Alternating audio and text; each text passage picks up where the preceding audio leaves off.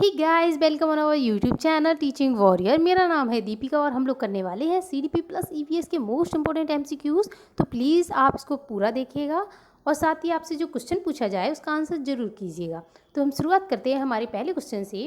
तो हमारा पहला क्वेश्चन है, किस सिद्धांत ने व्यवहारवाद की नींव रखी?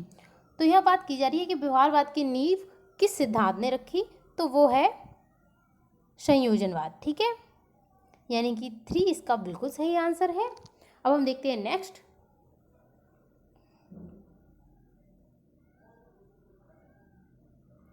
बायोगैस का काम डैश में संशोधनकर्ताओं के लिए नींव का काम करता है, यानी कि बायोगैस का काम किसमें नींव का काम करता है हमें ये बताना है। तो ये करता है संज्ञानात्मक विकास में। ठीक है, और संज्ञानात्मक विकास के जनक कौन कहलाते हैं आप ये कमेंट बॉक्स में जाकर के बताइए। बहुत फेमस नाम है, आपको पता होगा।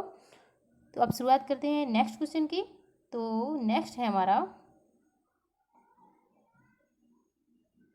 निम्नलिखित में से वैचारिक अधिगम के लिए सबसे प्रयुक्त दृष्टिकोण है। तो वैचारिक अधिगम के लिए जो सबसे प्रयुक्त दृष्टिकोण होता है वो है गहन अधिगम दृष्टिकोण। ठीक है, तो इसका जो सही हो जाएगा वो है फर्स्ट। अब देखते हैं नेक्स्ट।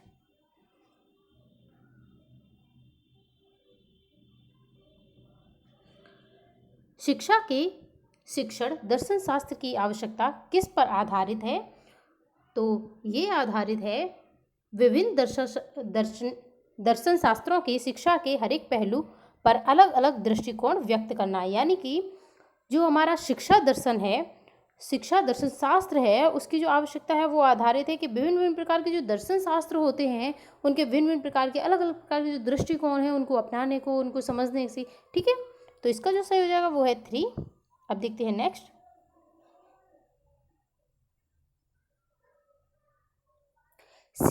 OCD निम्नलिखित संज्ञानात्मक निर्माण में से किसे प्रभावित नहीं करती? यानी कि OCD जो है वो किसको प्रभावित नहीं करती? तो ये विचारों पर नियंत्रण नहीं करती। ठीक है, विचारों का नियंत्रण है उसको प्रभावित नहीं करेगी। OCD का जो मतलब है ये फिजिकल होता है, यानी कि कोई किसी भी व्यक्ति के माइंड में इस तरीके से चलते रहना कि वो चीज़ों को सही ऑर्डर में लगाता रहता है। ठीक है, तो ये उससे संबंधित होती है। तो ये उसके विचारों पर फर्क नहीं डालेगी, क्योंकि वो हमेशा चीज़ों को ऑर्डर में लगाएगा, या फिर चीज़ों को जब वो चीज़ें ऑर्डर में नहीं रखी होगी तो उनको देख नहीं सकता, इस तरीके की होती है।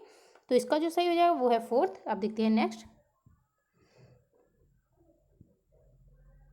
भावात्मक विकास डैश का हिस्सा है? तो जो भावात्मक विकास है वो मनोसामाजिक विकास का हिस्सा है। ठीक है, तो इसका जो सही है वो है मनोसामाजिक विकास। अब देखते हैं नेक्स्ट।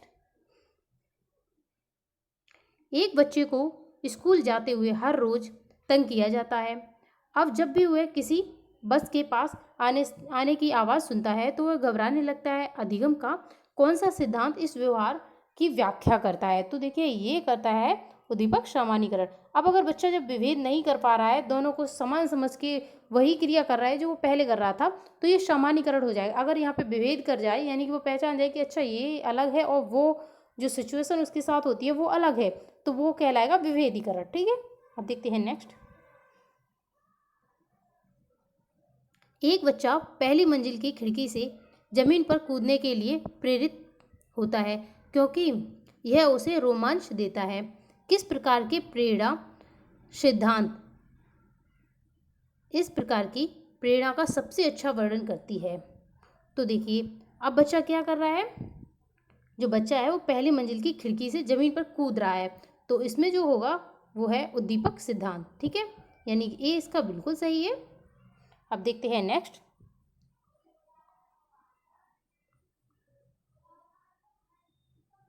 निम्नलिखित में से कौन सा वाक्य स्कूल में मार्गदर्शन और परामर्श के संदर्भ में सही है?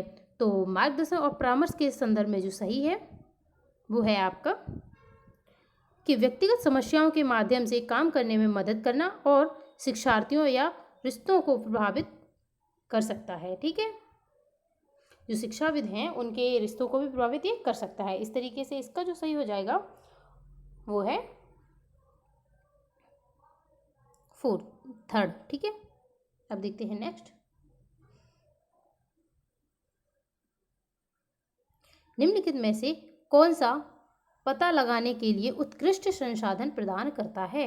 तो उत्कृष्ट जो संसाधन प्रदान करता है वो है इंटरनेट। इंटरनेट सबसे अच्छा सोर्स है कि आप कुछ भी पता लगाना चाहते हैं वहाँ पे जाकर कर सकते हैं। ठीक है, तो अब देखते हैं नेक्स्ट। प्रसंग और घटनाओं के साथ कौन सी स्मृति जुड़ी हुई है? तो देखिए, इसके साथ प्रसंग और घटनाओं के साथ जो मेमोरी जुड़ी हुई है वो है आपकी एपिसोडिक। ठीक है, यानी कि प्रासंगिक स्मृति। अब देखते हैं नेक्स्ट। स्थैनिक नामक व्यक्तित्व किसके द्वारा प्रस्तुत किया गया? तो ये प्रस्तुत किया गया क्रेसमर के द्वारा। ठीक है, अब क्रेसमर ने कुल कितने प्रकार बताए थे? तो क्रेसमर ने 4 बताए थे, और सेलर की बात की जाए तो उसने कुल 3 प्रकार बताए थे। ठीक है, अब देखते हैं नेक्स्ट। थॉर्नडाइक के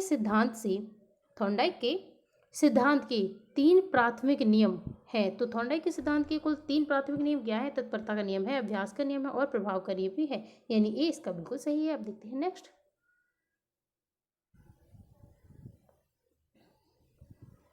मिनीसोटा मल्टीफैसिक पर्सनालिटी इन्वेंटरी में निम्न है। इसमें क्या निम्न है? तो इसमें जो आइटम रखे गए हैं वो हैं 567। ठीक है, और कुछ बुक में 550 भी दिया है, तो यानी कि 500 से अधिक है। ठीक है, तो इसका जो सही है वो है सेकेंड। अब देखते हैं नेक्स्ट। पियाजे के संवेदनात्मक गामक अवस्था यानी कि सेंसरी मोटर स्टेज कि किस उप अवस्था में बच्चे आनंददायक कार्य को दोहराने का अगली बार संयोग से हुए थे, यानी कि जो कार्य उनसे संयोग से हो गए थे उन कार्यों को बार बार दोहराने का वो प्रयास करता है। तो ये अवस्था कहलाती है उसकी प्राथमिक वृत्तीय अनुक्रिया की अवस्था। ठीक है, अब हम देखते हैं हमारे ईवीएस के क्वेश्चन।